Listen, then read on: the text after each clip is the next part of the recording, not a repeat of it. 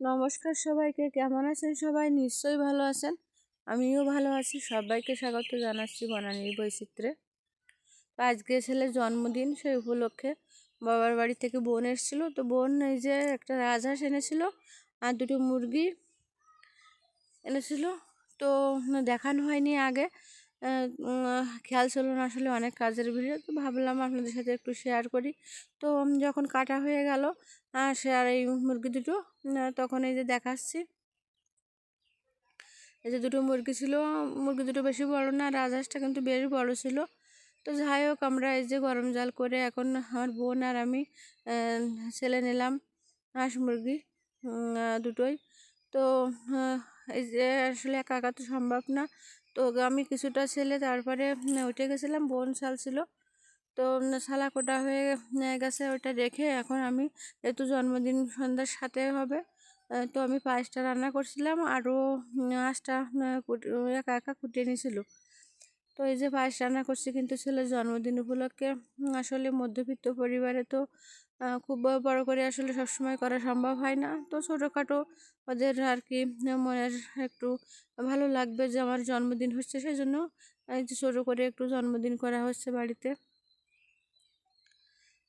তো এই যে ছেলের জন্মদিন কিন্তু শুরু হয়ে গেছে, দাঁড়িয়ে আছে। আর ওকে আমি প্রথমে আশীর্বাদ করব, সেজন্য এই যে দাঁড়িয়েছিলাম। তো কেক আনা হয়েছে, সব কিছু এখানে আনা হয়ে গেছে। তো আমি এই যে ওকে কিন্তু একটু চন্দনের ফোঁটা দিয়ে দিছিলাম। আর যখন আসলে এই জন্মদিনটা শুরু হয়েছিল, কারেন্টটা কিন্তু চলে গেছিলো, এই জন্য একটু অন্ধকার হয়ে গেছিলো। তো যাই হোক, এই যে আমি কিন্তু আমার ছেলেকে চন্দনের ফোঁটা পরালাম। তারপরে কুলোটা শুয়ে দিলাম। আর যা যা করণীয় আমি আগে একটু করে নিলাম।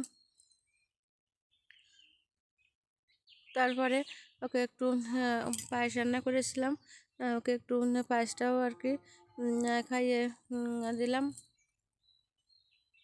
আর এই যে পায়েসের যে প্লেটে ছিল, প্লেটটা ওর গালে ভাতের সময় তৈরি করা হয়েছিল রূপোর। আর যে চামচটা, ওইটা সোনার তৈরি করা হয়েছিল। তো ওর যে কোনো এখন জন্মদিন বা ভাই ফোটার সময় আমি এই প্লেট আর এই চামচটা বের করি। তো তারপরে ওর বাবা একটু পায়েস খাইয়ে দিল, একটু আশীর্বাদ করলো। আর এটা হচ্ছে ওর পাশের একটা দাদু, ওকে খুব ভালোবাসে। তো ওর দাদু তারপরে আর কি ধান দুবলা দিয়ে ওকে আশীর্বাদ করছে। তারপরে ওর কাকি, এই যে পাশের ছোটো কাকি, তো ওর কাকিও একটু আশীর্বাদ করছিল। তারপরে এই যে ওর দিদি, আমার মেয়ে, ও ওকে একটু এই যে চন্দনের ফোঁটা দিছিল, ও একটু আশীর্বাদ করলো। তোকে বলছিলাম একটু সাজতে, কিন্তু ও সাজতে ভালোবাসে না, ও সিম্পল এভাবেই কিন্তু আর কি আসলো, ক্যামেরার সামনে আসতেই চায় না। তো যাই হোক, তারপরে ভিডিও করা একটু হয়ে গেছে, এই জন্য সেই জন্য আসলো। আর এই যে এখন কিন্তু কেক কাটা হবে, তো সেই প্রস্তুতি চলছে কেকের।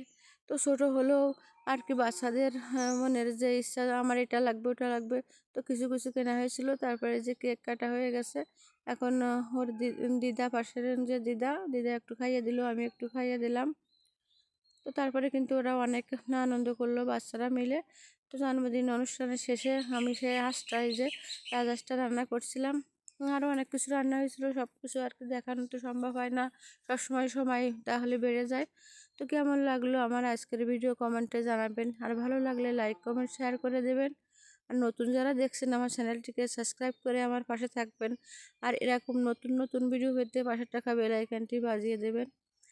আর পুরনো বন্ধুদের তো ধন্যবাদ আমার পাশে থাকার জন্য। ধন্যবাদ সবাইকে, দেখা হবে পরবর্তী নতুন কোনো ভিডিওতে। ভালো থাকবেন সবাই।